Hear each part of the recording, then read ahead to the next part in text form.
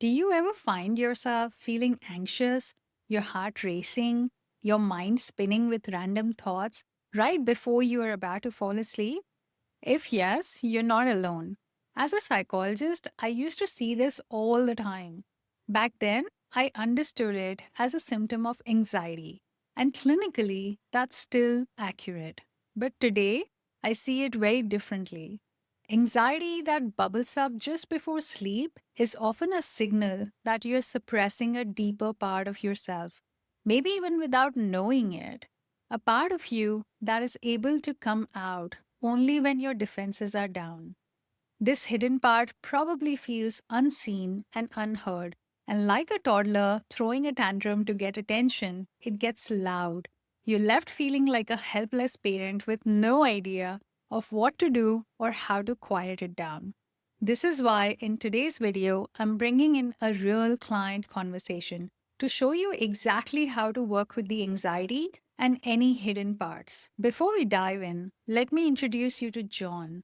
John is in his early 20s and came to me with long COVID. He has made tremendous progress using pain reprocessing therapy and is now this close to complete remission.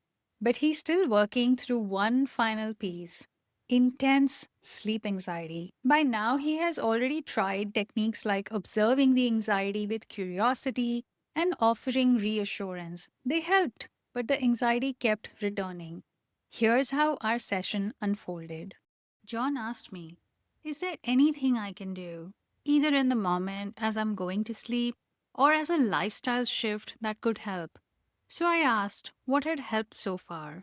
He told me that we had previously discussed not responding to the symptom with fear, and that really clicked for him.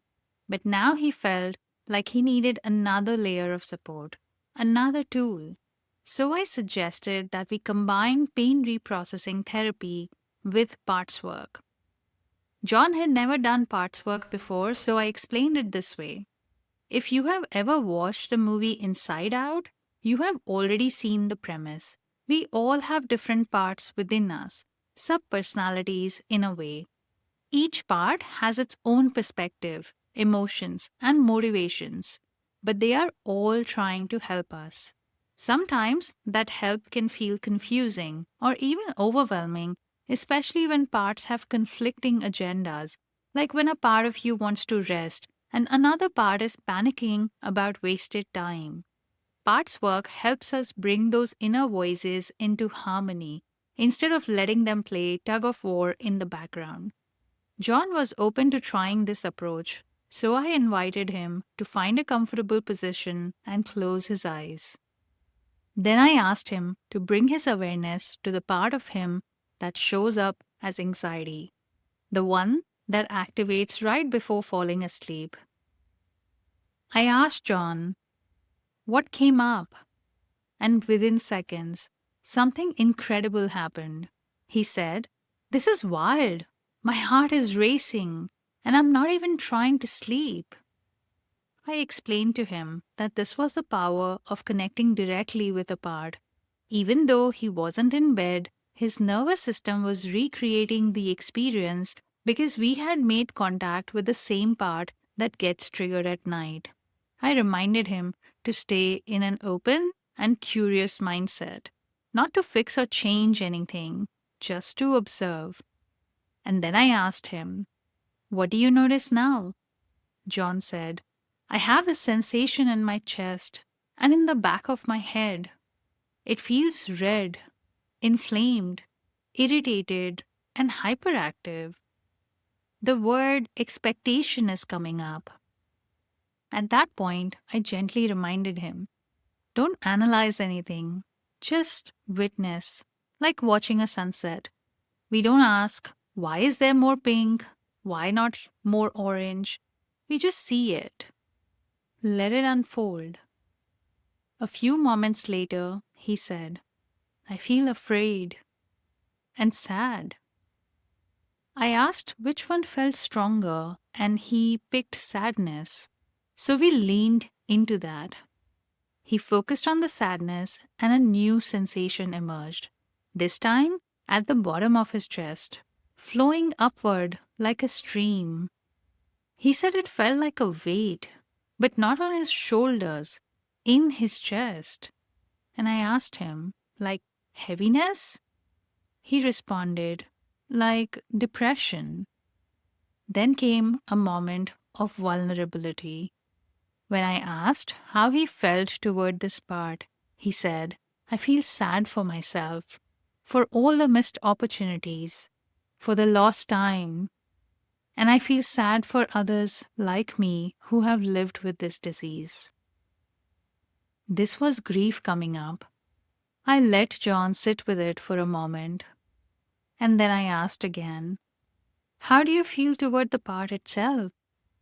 John said, I feel scared. It feels big, like it has a lot of influence. So I gently asked, do you feel any openness to reach out to it? Maybe to begin a conversation? And he said, no, it feels too much. I offered him a gentler option. Would it feel okay to just let the part know that you see it? And with a firm voice, he said, I have acknowledged its presence to you, and that's enough. So we closed the practice gently. I asked him to say goodbye to the part, with the understanding that we'd return when it felt safer. We ended with a grounding exercise so that John could orient himself to the present moment. This session was a powerful reminder that even when we are not ready to dialogue with a part, the contact alone can be meaningful. Just seeing the part, naming the sensations, the feelings, the associations is a step toward integration and a deeper connection with self.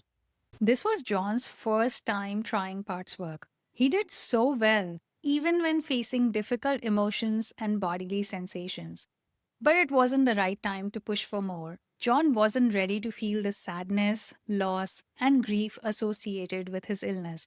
And that's a perfectly normal response to big emotions. Sadness seemed too big, too influential, and as a result, too unsafe to allow into consciousness. So anxiety had to take up the role of a protector. It protected the vulnerable part, the sadness, by helping it stay hidden. It also protected John by showing up as a symptom to warn him of the dissonance and lack of harmony. When we stop fighting our symptoms and approach them with openness and curiosity, it opens the door to a deeper connection with self and to a greater balance and peace within us. When we truly understand the purpose of our symptoms, they no longer feel scary like a big monster in the closet. When we choose to be present and embrace our parts instead of ignoring or suppressing them, the parts are released from their burden and we are released from our symptoms. This is exactly what happened in John's case in the following weeks. He allowed himself to feel the sadness just a little bit every time. It's like chipping away from a big rock, one small piece at a time. As John continued to work with sadness, the anxiety part no longer needed to protect him or the sadness. The anxiety became free of its burden, and John was able to fall asleep at night without any symptoms. This is why I say remission is possible.